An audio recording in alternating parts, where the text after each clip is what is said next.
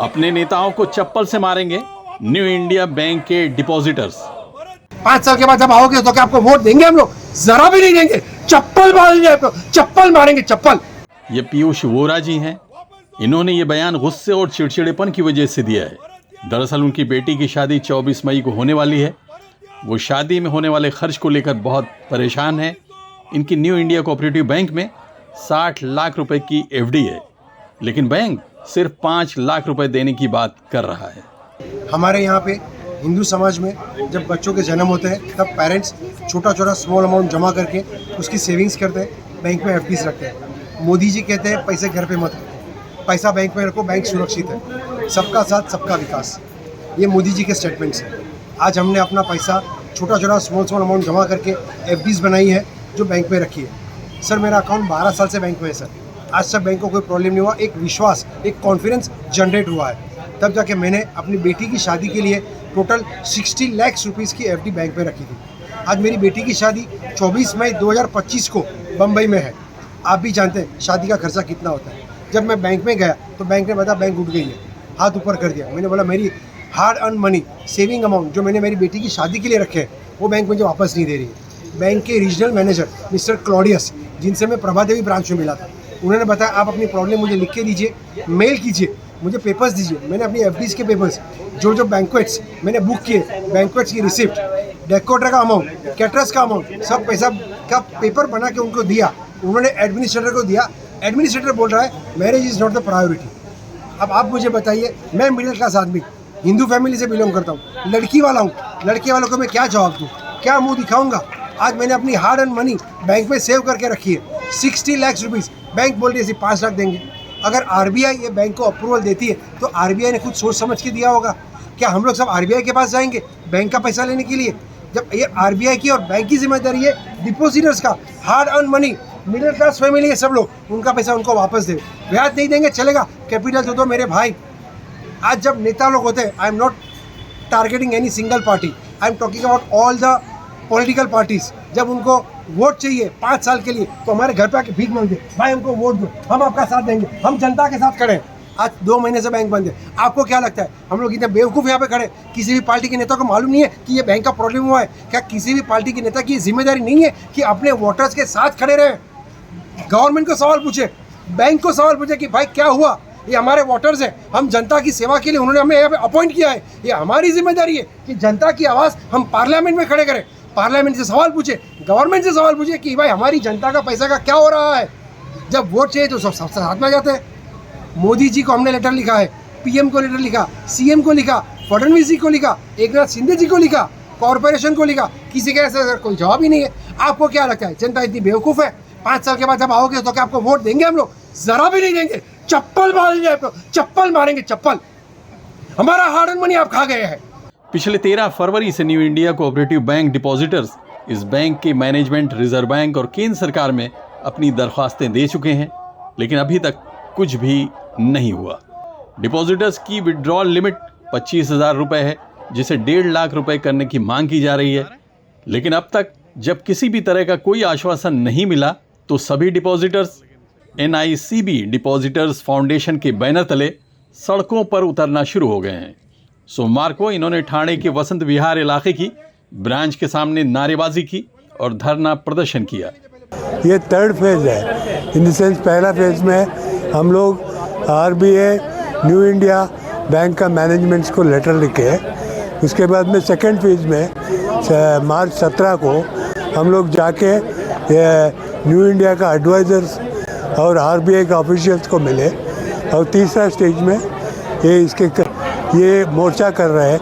ये मोर्चा के लिए थाना, मीरा रोड, अंधेरी, बांद्रा सभी जगह से लोग आए हैं और स्पॉन्टेनियस रिस्पॉन्स है। हम लोगों का क्या है, 2 चीज़ें जल्दी से जल्दी रिवाइव होना चाहिए। अगर डिले हो रहा है हम लोगों को 100% इंश्योरेंस पैसा वापस होना चाहिए।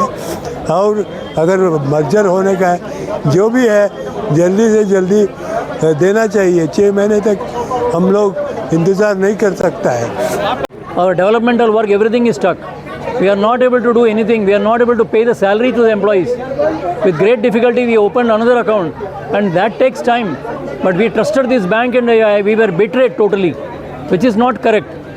And we did not see RBI approve kiya, ye approve kiya karke. This bank has been there for more than 30 years.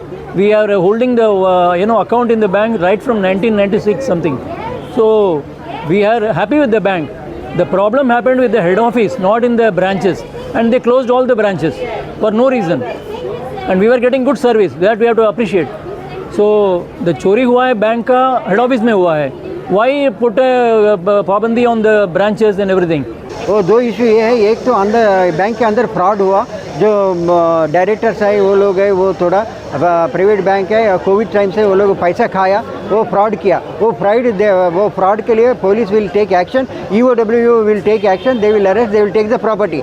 But that can be recovered. It is not comparing with public bank, public sector bank. That is not a big money that can be recovered. But main problem, all customers are affected main because of RBI issue, RBI mismanagement. They are on the board for this management board are supervising. Their auditors are supervising last 2 years. But they are not.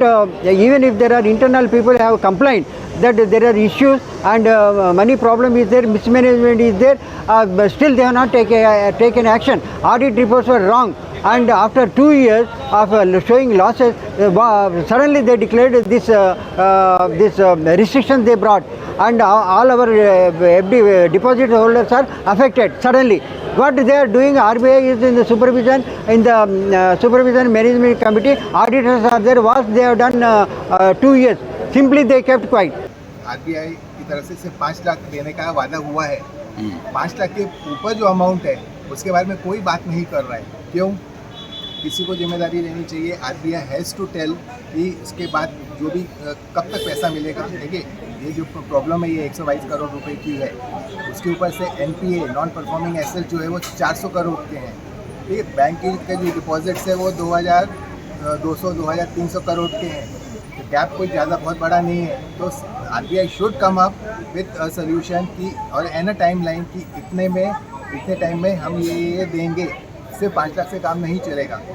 दूसरा problem, RBI ने बोला है कि जितने भी सारे transaction है सब बंद हो जाने चाहिए. Only internal transaction will continue. Internal transaction में क्या है, अगर आपका लोन है तो लोन में और आपके FD है तो आपके FDs को तोड़ के वो लोन चुकाया जाएगा. लेकिन व्हाट अबाउट जिन्होंने NICV में जो स्टैंडिंग इंस्ट्रक्शन दे के रखा है कि एक अकाउंट से दूसरे, even that should also stop ना. अगर आपने वो ट्रांसफ़र किया, आपने मेरे अकाउंट से दूसरे अकाउंट में ट्रांसफ़र किया और आप दूसरे अकाउंट का भी पैसा अलाउ नहीं कर रहे हो विड्रॉ करने के लिए, तो इट हैज़ नो मीनिंग. तो उसके बारे में तो कोई बात नहीं कर रहा है. तो this is a very important point which I want to stress कि that has to be taken care of. इस मौके पर ठाणे, अंधेरी, मीरा रोड के अलावा सूरत से भी कई लोग अपनी दर्द भरी कहानी सुनाने के लिए यहाँ आए थे. हाँ जी सर, मैं सूरत से आया हूँ. मेरा सूरत की न्यू इंडिया बैंक में एक ब्रांच है, वहाँ मेरा अकाउंट है. और मेरे फैमिली के लगभग 20 साल से सब अकाउंट उधर ही है. Business account, saving account, current account, जो भी मेरा व्यवहार चलता है, आर्थिक व्यवहार, वो सब उसी बैंक से चलता है. और अभी RBI ने अचानक से वो बैंक को रिस्ट्रिक्शन लगा दिया है, तो उससे हमारे सारे काम रोज़मर्रा के पूरे रुक गए हैं. हम लोग हमारे स्टाफ को पगार नहीं दे पा रहे हैं. जो अपने वेंडर लेने वाले हैं, जो हमारे से पैसा मांगते हैं, जो हमको सप्लाई करते हैं, उनको भी पेमेंट नहीं कर पा रहे हैं. और पूरी तरह से हमारा बिजनेस स्टक हो गया है.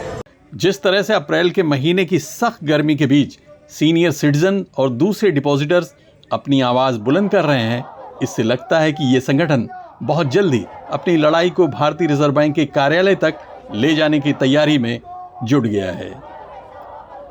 Abid Naqvi, press 9 news, Mumbai.